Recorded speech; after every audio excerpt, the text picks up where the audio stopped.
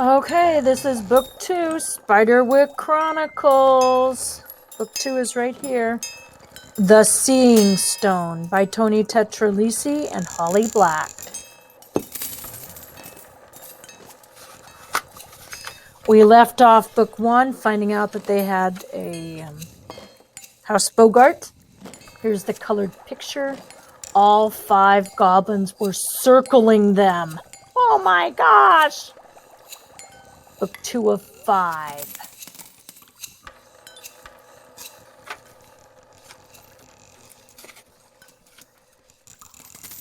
Table of contents. Listing the illustrations yet to come.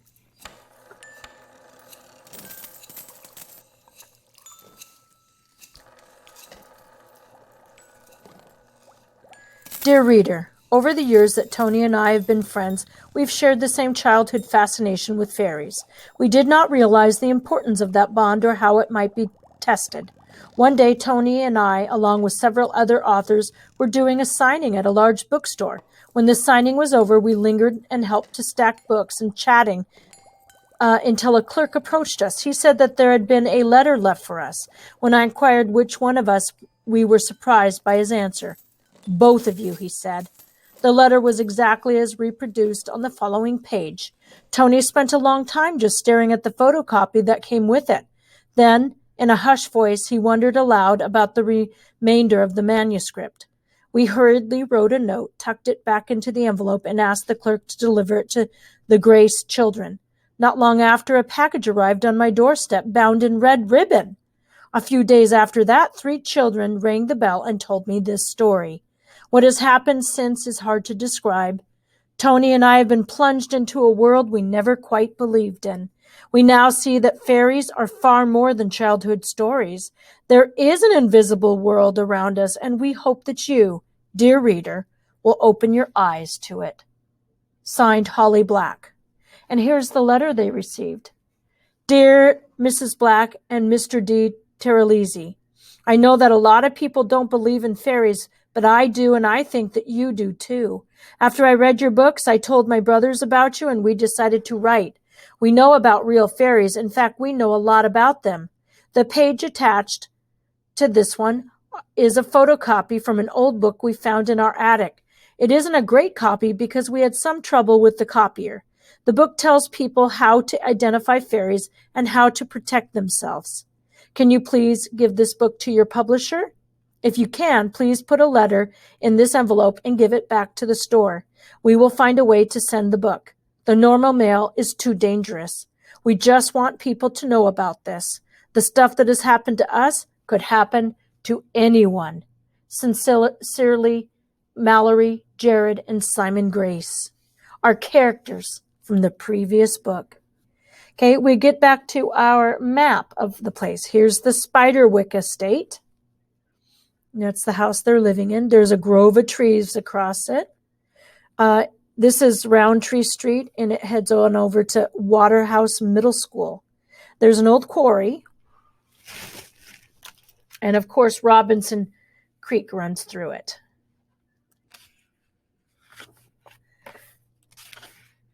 Chapter 1. The place looked as bad as Jared felt. What a cool gate. Sort of looks like a spider's web. In which more than a cat goes missing. Chapter 1.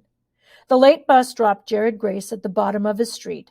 From there, it was an uphill climb to the dilapidated old house where his family was staying until his mother found something better or his crazy old aunt wanted it back. The red and gold leaves of the low-hanging trees around the gate made the gray shingles look forlorn. The place looked as bad as Jared felt. He couldn't believe he had to stay after school already. It wasn't like he didn't try to get along with the other kids. He just wasn't good at it. Take today, for example. Sure, he'd been drawing a brownie while the teacher was talking, but he was still paying attention, more or less. And she didn't have to hold up his drawing in front of the whole class. After that, the kids wouldn't stop bothering him. Before he knew it, he was ripping some boy's notebook in half.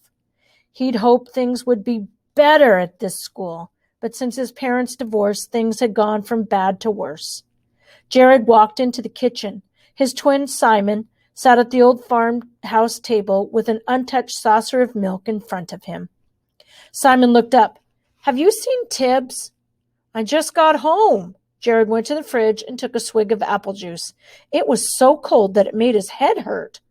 "Well, did you see him outside?" Simon asked. "I've looked everywhere."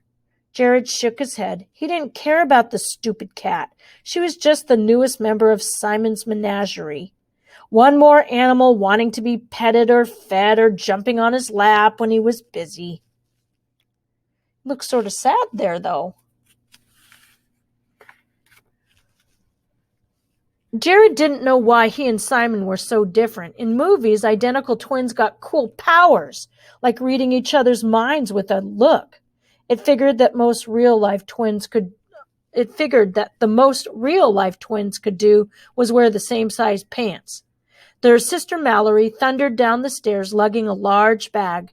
The hilts of fencing swords stuck out from one end. "Hey, good job getting detention, nutcase." Mallory slung the bag over her shoulder and walked toward the back door. "At least this time no one's nose got broken." "Don't tell Mom, okay, Mal?" Jared pleaded. "Whatever. She's going to find out sooner or later." Mallory shrugged and headed out onto the lawn. Clearly, this new fencing team was even more competitive than the last. Mallory had taken to practicing at every spare moment. It bordered on obsessive. And here's her comeback. "Hey, good job getting detention, nutcase." Oh, be kind to your brothers and sisters. "I'm going to Arthur's library," Jared said, and started up the stairs. "But you have to help me find Tibbs. I waited for you to get home so you could help." "I don't have to do anything." Jared took the stairs 2 at a time. In the upstairs hall, he opened the linen closet and went inside. Behind the stacks of mothball-packed yellowed sheets was the door to the house's secret room. Do you remember when they discovered that? It was dim, lit faintly by a single window, and had a musty smell of old dust.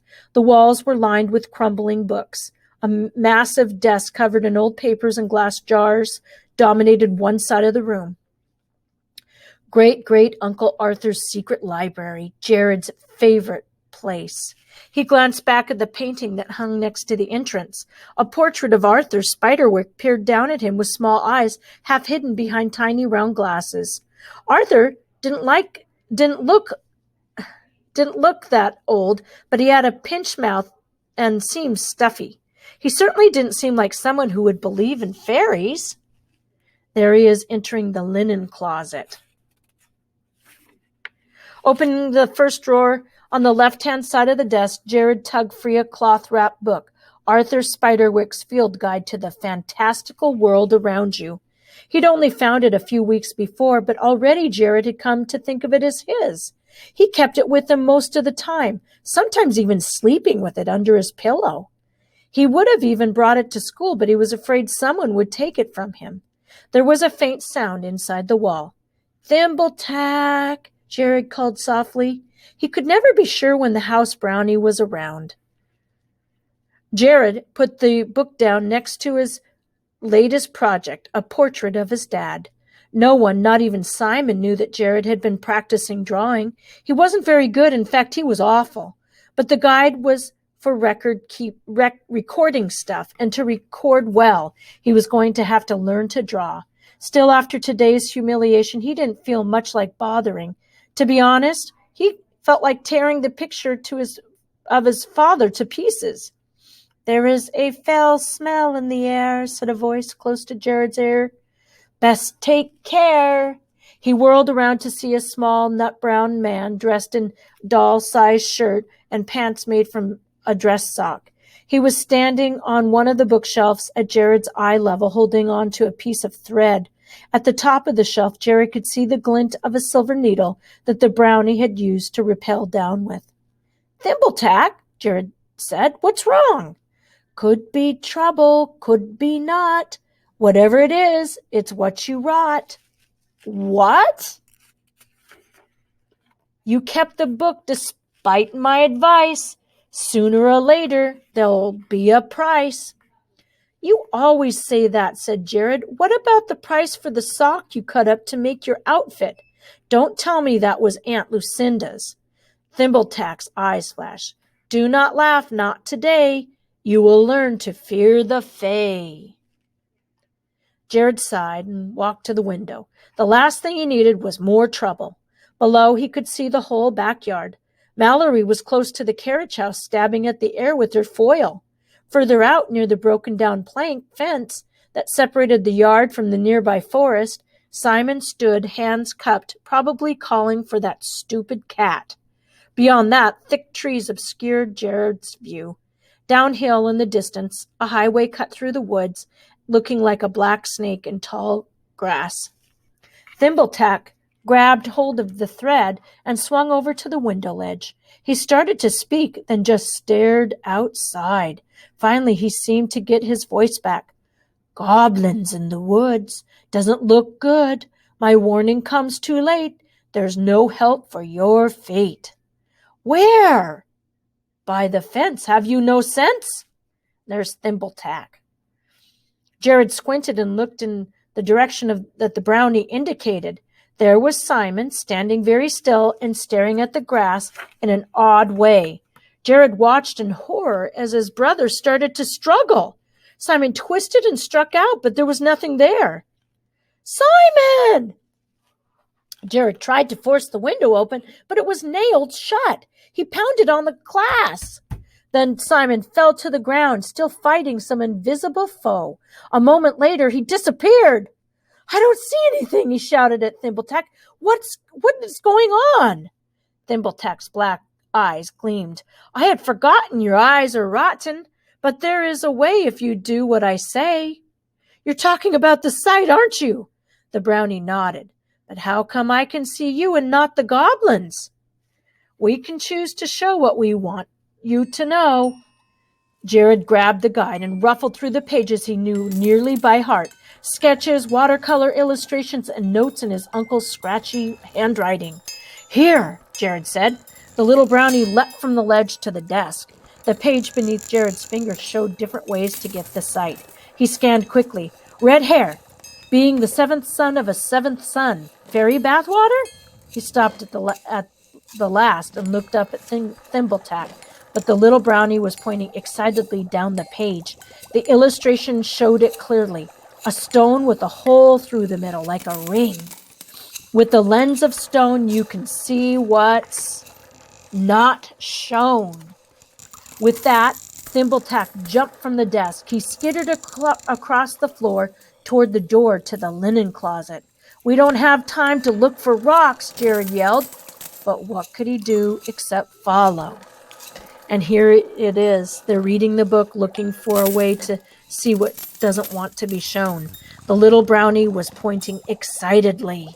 I wonder what they're going to find. If they're going to find that stone with the hole in it.